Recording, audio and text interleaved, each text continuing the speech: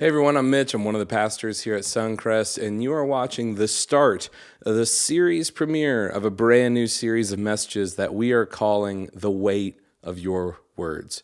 I don't know about you, but words carry weight. I know mine do. I know my wife's do. I know my mom and my dad, my friends, they all carry weight. And for the next few weeks, we're going to be talking about that and honestly, what to do about that. So let's get going.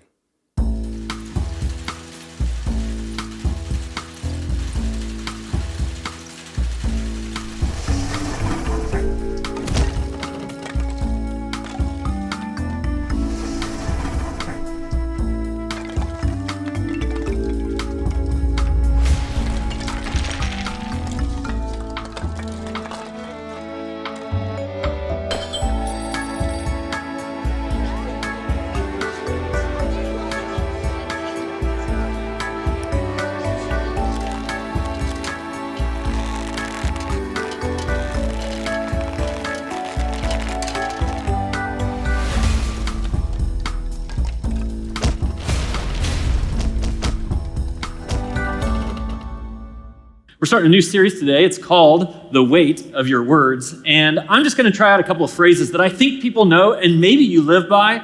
I want to just see if you can finish these phrases for me, okay? It should be pretty simple. Actions speak louder than words, right? All right, let's try this one. Sticks and stones can break my bones, but words will never hurt me. Just so you know, when it comes to those two phrases, actions speak louder than words, and sticks and stones can break my bones, but words will never hurt me, I completely disagree. Completely disagree. There's a guy who lived thousands of years ago named King Solomon who also disagreed. His observation about words was this. He said, the tongue has the power of life and death.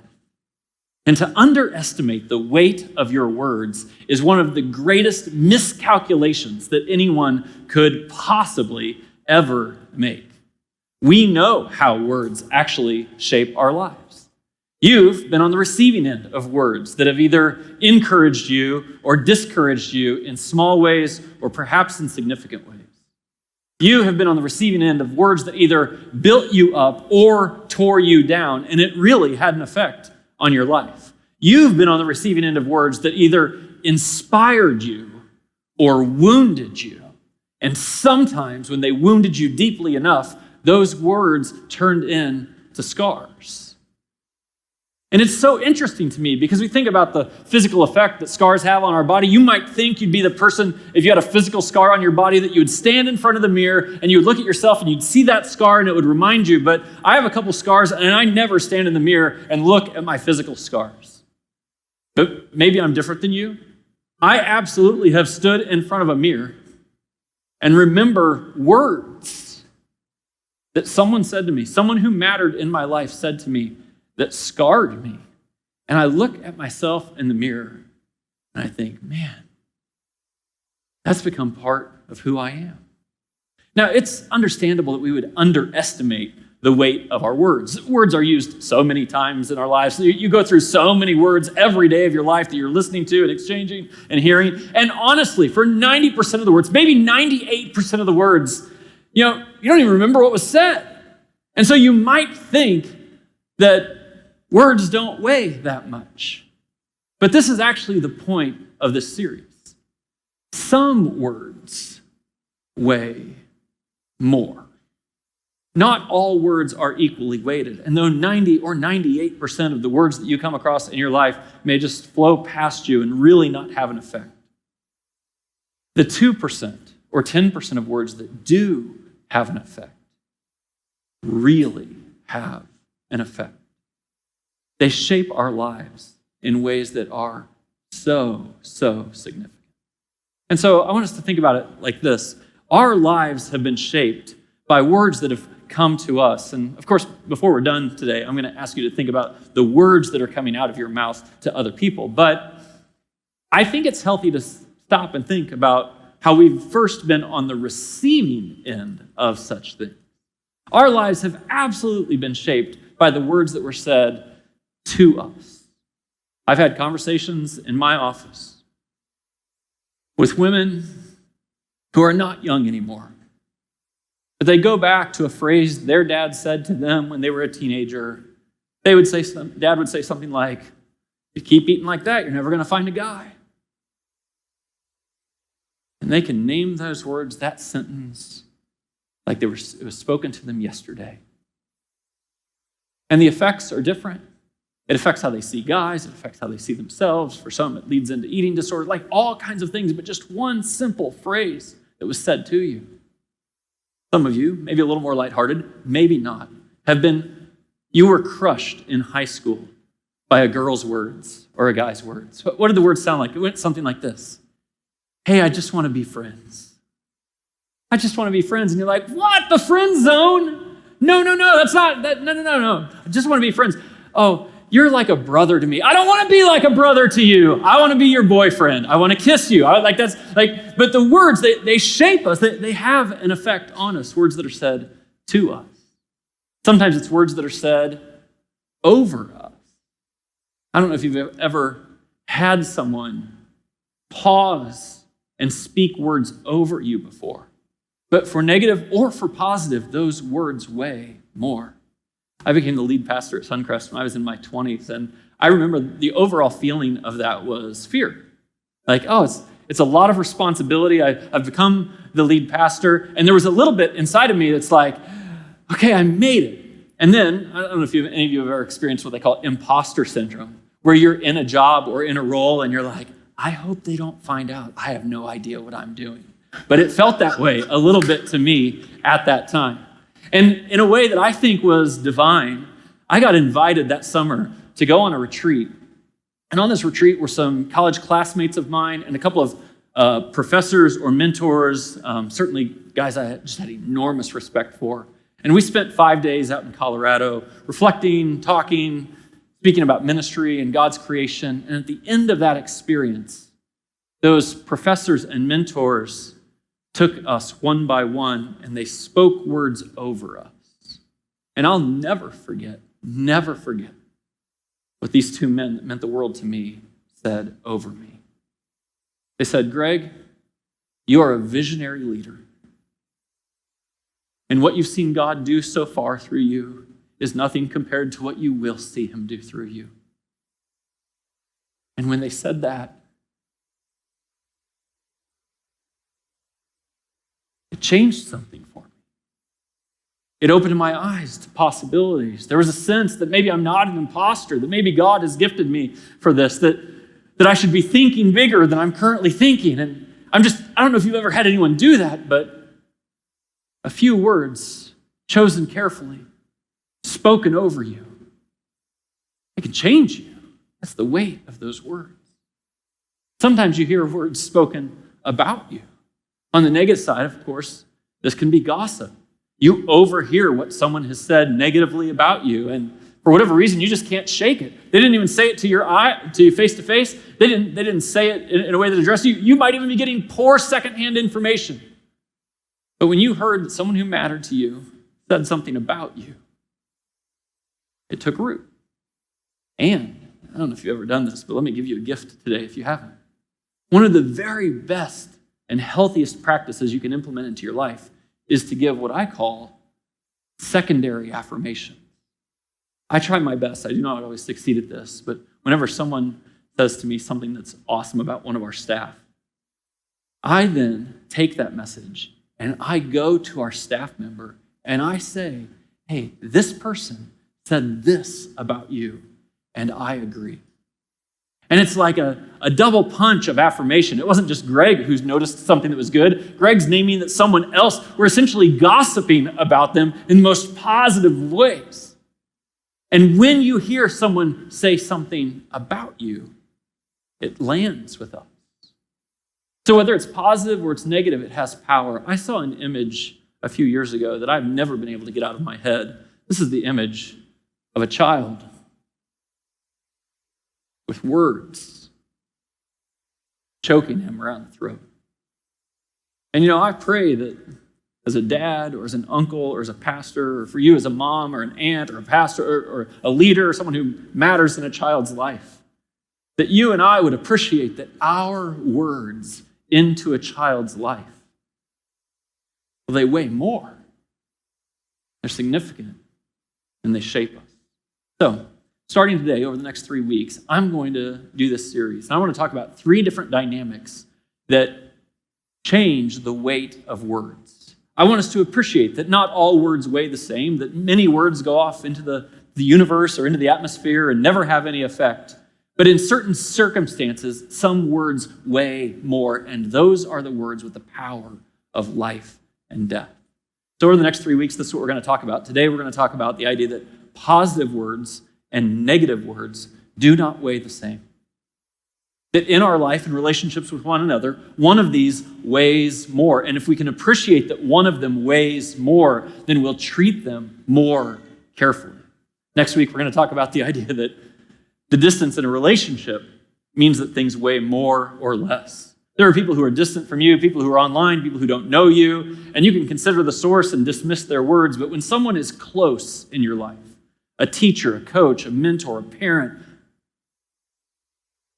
a son or a daughter, the words that we speak to one another and over one another and about one another, they weigh more.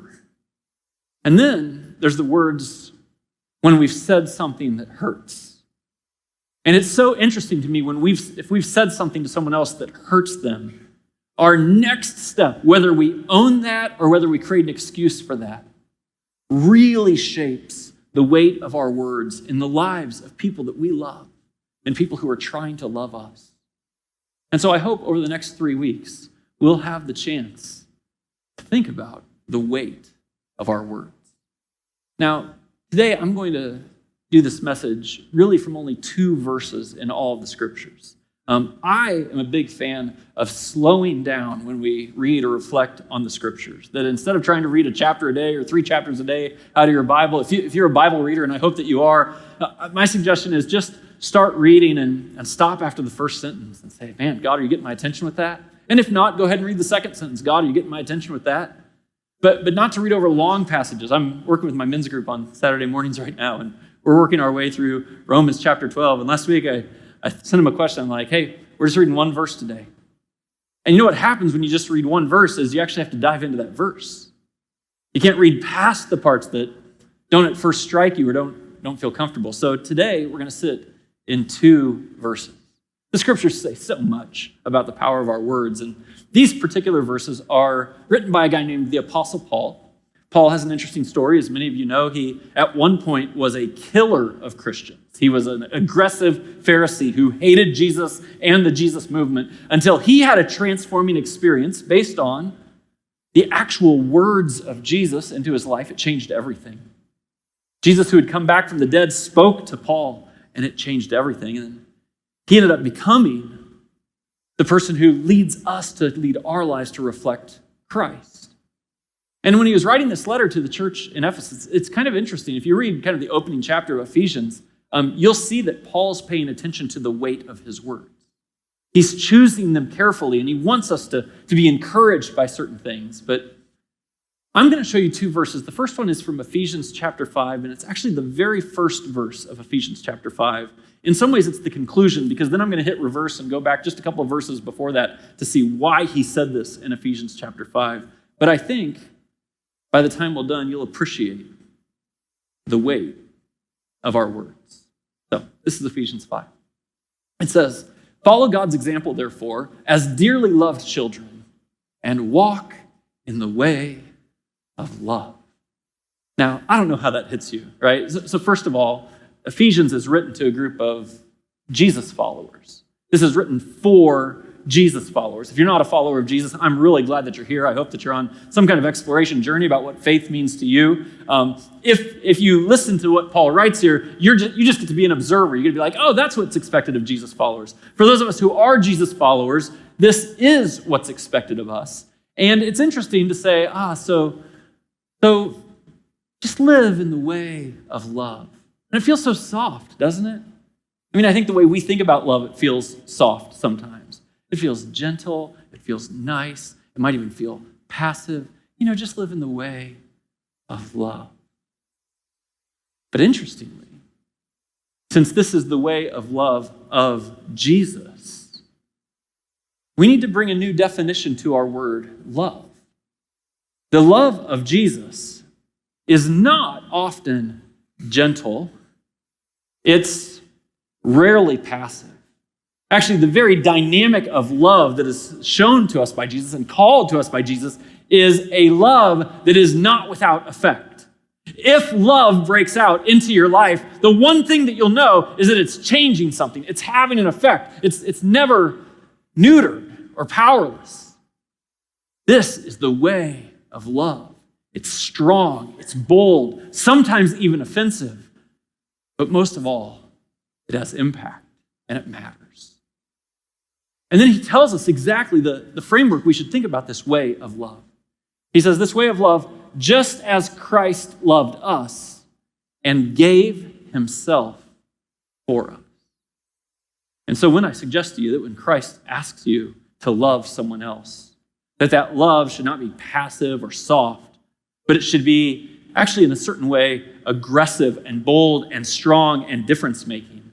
The image of love that we're given as our model for love is to put the other person first and be willing to sacrifice ourselves. In this sense, Christ did this himself by going to the cross, experiencing suffering and pain so that someone else's life could be better. And this is, of course, the calling of all Christians. That you and I would be people who are marked by love. That we would sacrifice and be willing to suffer ourselves if it could bring about a better result for someone else. Now, I know many people look at Christians today and be like, yeah, they don't really do that. Christians, they're actually judgmental. I know Jesus said love their enemies. I don't see any Christians loving their enemies. I see Christians fighting with their enemies. I see Christians picketing their enemies. I see Christians boycotting their enemies. I don't see them loving their enemies. I get it. I just think for those of us who are followers of Jesus, we have to be jostled in some sense to the higher calling of what real love is, that we would put others first in a way that is sacrificial for us. And of course, this is going to have an effect on the weight of our words and how a follower of Jesus would speak when the words come out of our mouth. I don't know if I've said this around here before, so I want to say this as clearly as I can. The idea of being a follower of Jesus or not a follower of Jesus is entirely your choice. You get to choose. You can choose not to be a follower of Jesus and, decide that's the orientation of your life and take whatever comes with that. You can choose to be a follower of Jesus, to say, I've devoted my life to following Jesus. That is the choice that people get to make. I think it's the most significant choice of your life. There's something we don't get to choose. We don't get to choose what following Jesus looks like. Jesus gets to define that. And I always want to be careful about this because I'm sure I could possibly overstate it. But if you and I are calling ourselves followers of Jesus, then we don't really get to decide, am I going to love my enemy or not love my enemy? Am I going to speak words of life or am I going to speak words of death? We don't really get to decide that. You get to decide whether you're going to be a follower of Jesus or not, but we don't get to decide that I'm going to be a follower of Jesus and then not follow Jesus. And that, to me, is why this is so weighty to us today. So that's kind of Paul's conclusion at the beginning of chapter 5, but let me roll it back to where he's speaking about our words. That's what he says in Ephesians 4. He says, do not let any unwholesome talk come out of your mouths. Now, the word unwholesome is kind of an interesting word. Maybe you've heard this passage before. Unwholesome, literally, it means stinky. It means distasteful. It means something that's gone rotten in that sense. And of course, because words have the power of life and death, the encouragement or the command, if you could think of it like this, is to say, hey, do not, if you're a follower of Jesus, do not let any unwholesome, unhelpful, stinky, distasteful words, and here's the idea, come out of your mouth. It's such a physical, structural thing that I think you and I could all get our minds around very quickly. Yeah, it's almost as if your mouth is the gate, and you are the gatekeeper. And the image here is, will unwholesome things come to mind? Yes, they will come to mind. But when they come to mind, it's your job and my job to not let them come out of our mouth. We are the gatekeeper, and our mouth is the gate. And the command is, don't let any unwholesome talk come out of your mouth. None at all. Now, we could stop here, right? Like the weight of our words in people's lives, like we would be so improved if we just stop all the negative, unwholesome, unhelpful things from coming out of our mouth. There's a whole other conversation, of course, about what we should say coming out of our mouth. But let's just begin with, we can embrace this, right? You're the gatekeeper. Your mouth is the gate. There will be thoughts that come to your mind. The idea is keep them in your mind. Don't let them come out of your mouth. And I know what people say about this. People say things like this, like, well, I'm an honest person. I'm just being honest. Let's have a short conversation about that, okay? To be honest means that you don't say anything that isn't true. That every word that does come out of your mouth, it's true. That's what being an honest person means. Being honest does not mean I say everything that's true. That everything that's true makes its way past the gate and out of my mouth. That's not being honest. That's being a jerk. Right? And if you are a person who decides, I'm going to say everything that's true, you will not have any friends. You will not have a job. You won't have much of a life. And that is not Jesus' vision for your life. So this is the fundamental starting point. To recognize that there will be thoughts that come into my mind. Thoughts about my son, about my daughter, about my wife, about my mom, about my employees, about my neighbors. And the thoughts that aren't wholesome, that aren't helpful, it's my responsibility. Close the gate. Big responsibility. But of course, it doesn't stop there. Don't let any unwholesome talk come out of your mouths, but only what is helpful for building others up. Now, I know what some of you are thinking. You're like, Greg, you live in the real world. Like, it doesn't work this way. Like, how could you ever be a parent? How could you ever be a boss? How could you ever do a performance review and not say something? I'm not saying that you would never offer something that's difficult to hear, that something is a constructive criticism to someone. I'm not saying that at all. I'm saying that when thoughts come into your mind, you're going to close off the ones that are unwholesome, or this is what's here, unhelpful. And the vision for whoever's across from you is that you'll say, well, I'm going to say things that will build that person up. I take the responsibility that anyone who sits across the table from me or rides in the car with me or walks down the road with me, that I'm part of a construction project in their life. And it's my job to build them up. Now, this is very difficult to do, and I know I'm getting into some nuance, but I really want you to think on this. Because for almost all of us, myself included, we have a little bit of a default mode in our mind, and it goes something like this. What they need to hear, I think, is the same thing I need to say. What they need to hear is the same thing that I need to say. Those seem like one and the same. And if I feel like I need to say it, then I'm pretty sure they need to hear it. And I think, oh, that's where we should just step back for a moment. And to think, what if what you feel like you need to say doesn't actually match what they need to hear for them to be built up? And what if we chose instead of saying what we feel like we need to say, to instead close the gate until we have figured out how to say what they need to hear. Now, again, I think this is probably good advice. I think it'll help your relationships. Your marriage will be better. Your kids will love you more. All those things are true, whether you're a follower of Jesus or not. For those of us who are followers of Jesus, this is just a command, right? And the next line that he leads us to is not going to back it off. He's going to double down. Okay, so this is how it goes. You build each other up according to their needs, that it may benefit those who listen. And so this is the test in our lives. That I become a student of the people around me.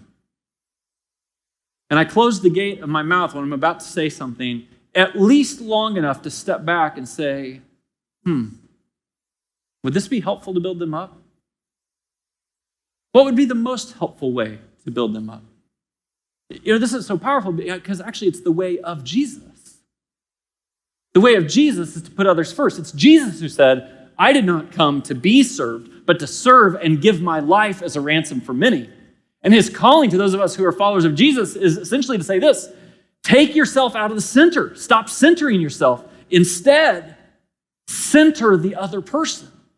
Become a student of them. And this is so fascinating to me because I know people, maybe you, who withhold encouraging words from someone.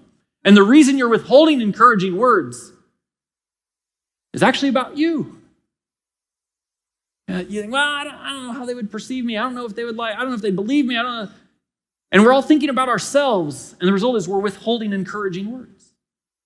And, just to throw this all out there, sometimes you withhold correction from people who need your correction. And the reason that you and I are withholding correction is actually about us. What will they think? They may not like me anymore. They might be, but you have words that could set them on a new path and guide them and help them see something they couldn't see before. And the reason you're not saying them is actually about you. And this is what's so powerful about the weight of our words. It always takes us out of the center. It never allows for me to be like, well, it's my right to say it. Because this isn't about you. It's always about building someone up. And I think this is what's important. Intent is as important as content. What you say, that content, it's important. But what you're trying to do with this, whether you're making it about them or making it about you, is everything. And because we've all been on the receiving end of this, we know if we don't trust the intent of someone who's speaking to us, either a compliment or a critique, then we don't receive it.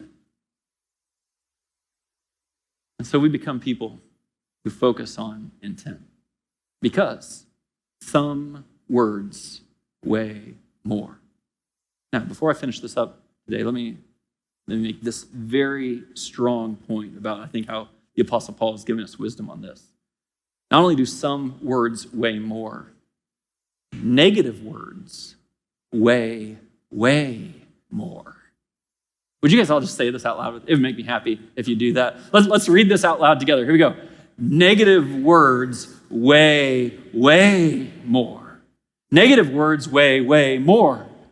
Like if this is a set of scales, you've heard this before, right? This is common knowledge, psychological knowledge at this time. It takes 5 to 9 compliments or encouraging or positive words to equal 1 negative word. That's because the negative words weigh more.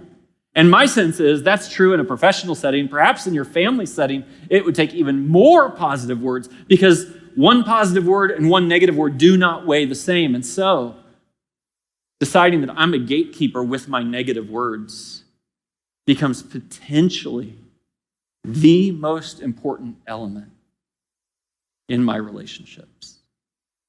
What are the negative words? Well, critical words, cynical words, comparison words. You're getting on someone about something that's critical.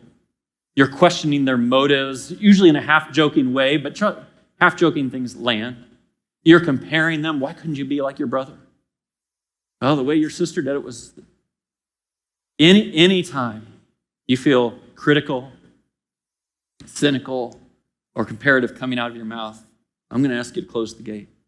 Now, none of us are perfect at this, and so we'll have to figure out how to apologize also. All of you know how highly I speak of my dad, and my dad was a great dad, but he wasn't perfect at this.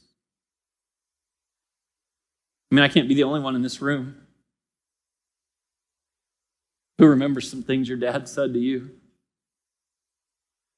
For me, like I remember the imagery of the place. He was my Little League coach. I was in the back seat on the way home. I swung at a pitch that I shouldn't have swung at. He was mad. He didn't just let it go. He said it on the way home. And I'll tell you what it felt like. It was like, Greg, you're never good enough. It felt to me like, Dad, I can't win with you. And I just want to encourage you that if anyone has said or even come close to saying to you, I feel like I'm never good enough for you, or I can't win with you, believe them. You have said something along the way, probably many things, that carried a weight with them. And you might think, yeah, I said those things, but I also said these things. But this is the point. Negative words weigh more. And so, to our sons and to our daughters, to our brothers and to our sisters, to our moms and to our dads, to our neighbors, to our coworkers, to our employees, to your bosses, please, don't let any unwholesome talk come out of your mouth. You close that gate, and you appreciate the weight of your negative words. Of course, there's positive, constructive words also. And the reason I speak positively about my dad today, even with a hurtful illustration like that, is because my dad did speak positive words over me. You know, my dad died in 2015. And a few weeks after he died, I was looking for a book on my shelf. I was not expecting this at all, and I came across this book on my shelf. It was a book that my dad had given to me, many years before. Honestly, let me be honest about this. The title of the book is A Father's Love. It's kind of one of those gift books you get for Father's Day. I got it for Father's Day. Newsflash, I've never read the book. But that day I pulled it off the shelf. I never made it past the opening page, where my dad wrote to me, Greg, no matter what you do, I want you to know that you can depend on my love. Your mother and I are very proud of you and pleased with your full-time service to the Lord.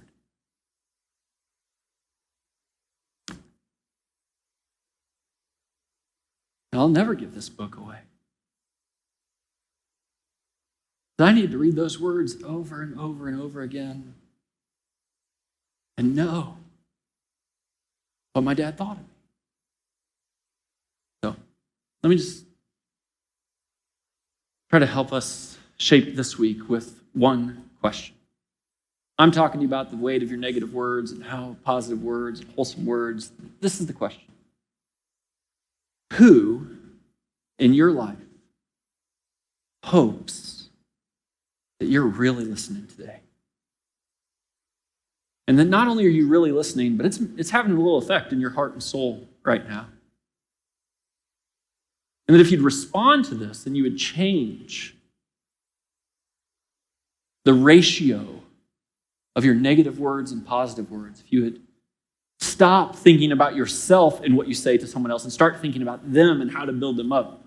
This is the question. Who is it in your life? Who's coming to mind?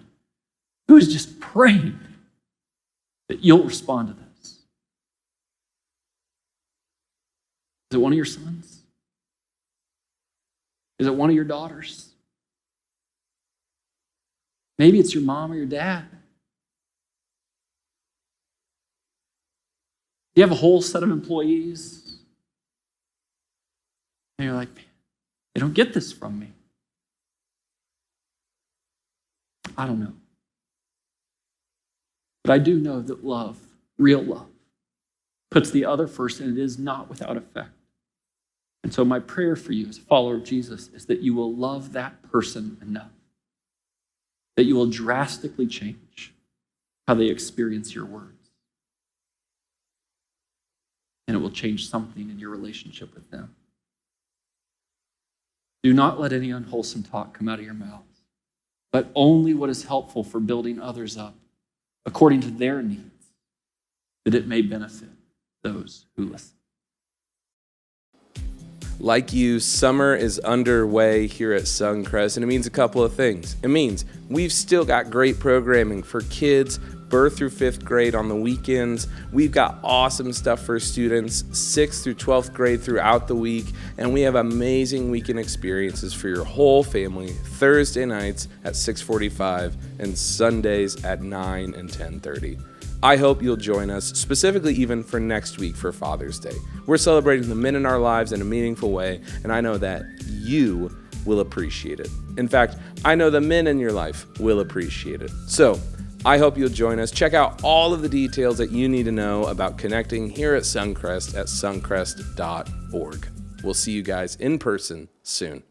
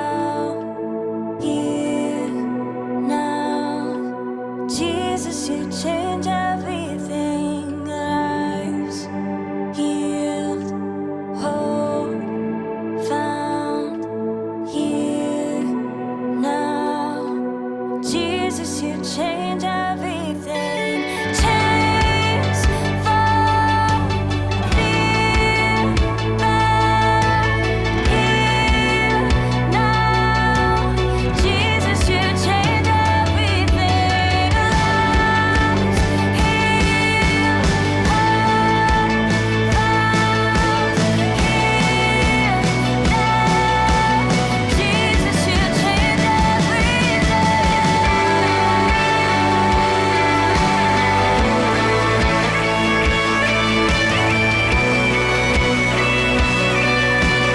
Jesus, you change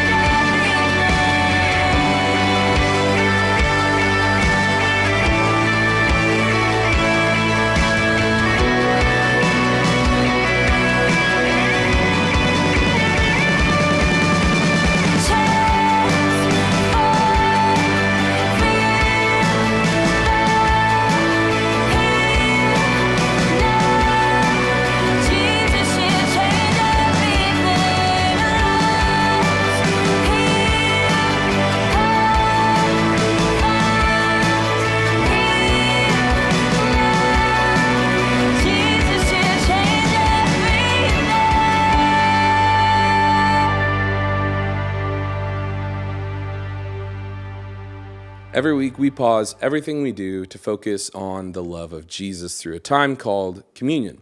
It's where in person we take bread and juice, but on demand, go ahead and take whatever food or drink you have available to represent Jesus' body, which was broken, and his blood that was poured out for us. You see, we eat and we drink because it's a simple meal, and it's the sustaining thing. It's that when we eat and we drink, we're sustained physically. And when we can reflect on Jesus' love, we can remind ourselves that we're sustained spiritually. And so for those of us who follow Jesus, I'm going to put a timer here on the screen, and I want to invite you to eat and drink and reflect on our need for God's love and his sacrifice through Jesus in so many ways. And so if you're watching this and you would say you don't follow Jesus or you're still figuring out what you believe, I'm glad you're watching. I want you to know Suncrest is a safe environment and a great environment for you to explore what it is you believe and maybe explore the idea that God is alive and active and trying to get your attention even right now. During that timer, go ahead and reflect on what you've heard so far and maybe open yourself to the idea that God has been trying to get your attention. So with that, I'm going to put the timer on screen and we're going to reflect together.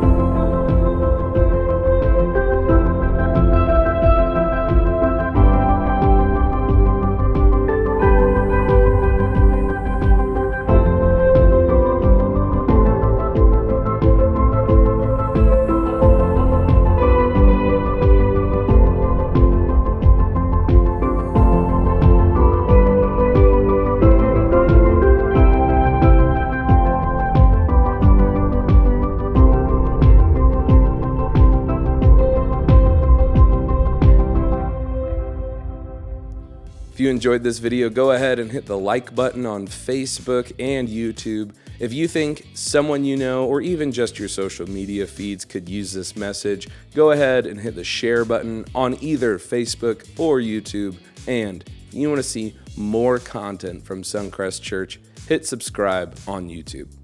I hope that you'll join us next week as we continue this series of messages called The Weight of Your Words, and I hope that you get to experience change that only comes from following Jesus. It's change that looks like cultivating a trust relationship with God, caring about lost people, connecting in life-changing relationships, and contributing by serving.